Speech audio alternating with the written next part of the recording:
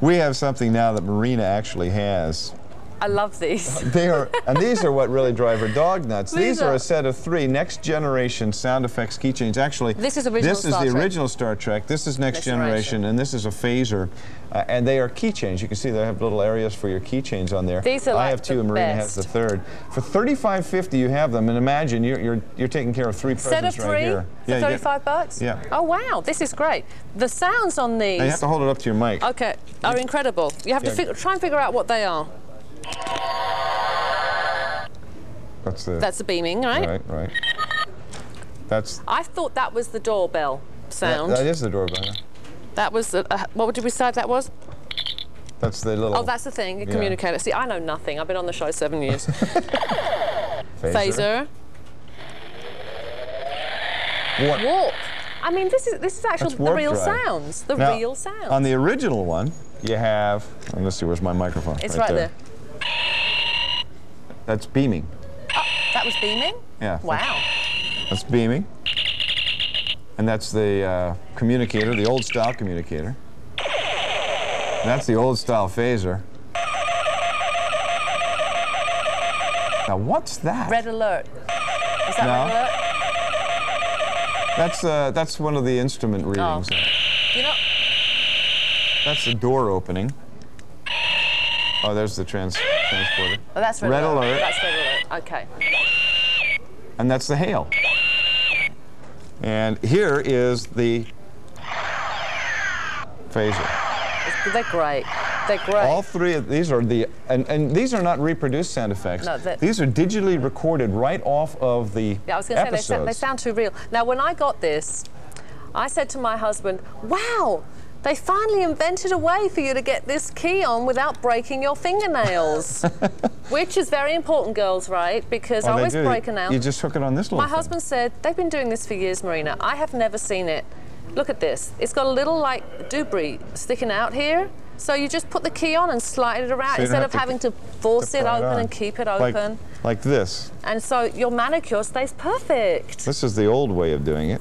Yeah. Like that. You see, so I'm not even going to do that because I know I'll break a nail. So you have to get your thumb under there. That's the hard way of doing it. And this, you just slide them on real quick and easy. And as you know, as a feminist with a small f, I would have to ask my husband to put my keys on my keychain. So now I can do it myself with these. But these are. Let me do this. I love these sound effects here. That's the transporter. Yeah. And that's the communicator. That's the phaser? I think it sounds like a phaser. Hail. Oh, that's the doorbell. Yeah, this is what my dog goes nuts over. There's the phaser. That's the tricorder.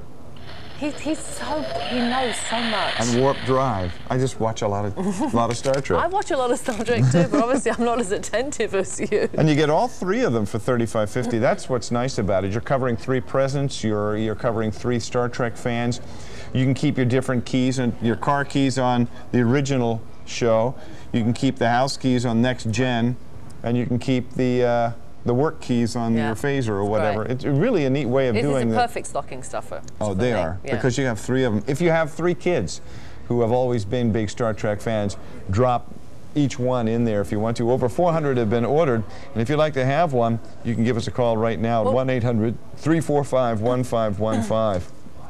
And a lot of these faxes are repeat questions here that we've already seen. Nope. We've seen that one. I'm wondering who was the most entertaining show for you, and who did you like working with best? Who was the most, or what was the most entertaining? Yeah, what was the most entertaining show, and who did you like working with best from Karen Davis? Well, I think the most fun show was Fistful of Datas, which was the Western episode. Because, I mean, being a Brit... That's the one I was there being a Klingon that's right.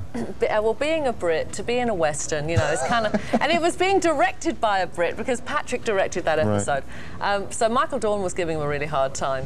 But it was really fun. We actually didn't shoot it at Paramount. We went over to...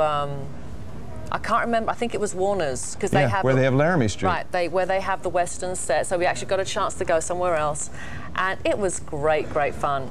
It was really hot that day, though. I remember standing there watching Michael. He had a little battery-driven fan that he was blowing on himself. That was a fun one, fistful of data. Nice piece. And the people that I liked working with everybody. I really did, for different reasons. You know, when Michael Dorn and I worked together, we always had a lot of fun because we're such good friends. When Brent and I worked together, we had great fun. Gates and I had like girly time together. Patrick and I had like British time together. So I can't really say that, you know, one was more special than another. Yeah. Good question, though. All three of these come as a package, and they come beautifully packaged up with the, we've taken them out of the package. They're in a bubble pack with a nice card around them that tells you what each one of the sound effects is. And of course, they have the little colored keys. Each one has a speaker on it, so it's very easy to hear. And they're really kind of loud. $35.50 if you'd like to have these. Actually, it's always interesting because I always think, well, what else can they come up with that, you know, as a Star Trek product? And they always do seem to come up with find something else. And this is one of those things that I got these in the mail. I was just like so excited. I have a question for you. Okay. It's right here. I hear you once saw a UFO. Is that true? Yes, it is. You saw a UFO? I saw a UFO. I actually did see one. I didn't have a close encounter or anything. It was up in the sky. It was in my first theater job, and I was walking home from the theater, and I looked up into the sky, and the girlfriend I was with and I were both kind of looking at this object, and I said, wow, the moon is looking weird tonight. And she said, no, that's not the moon's over there. And we looked, and it looked like an oval-shaped, like orangey, like a yellowy, orangey kind of light in the sky, like a blimp had escaped and was lit up or something. Right. And we were transfixed by this thing. It was a 5-minute walk home. We got there in the days where you could walk home, you know.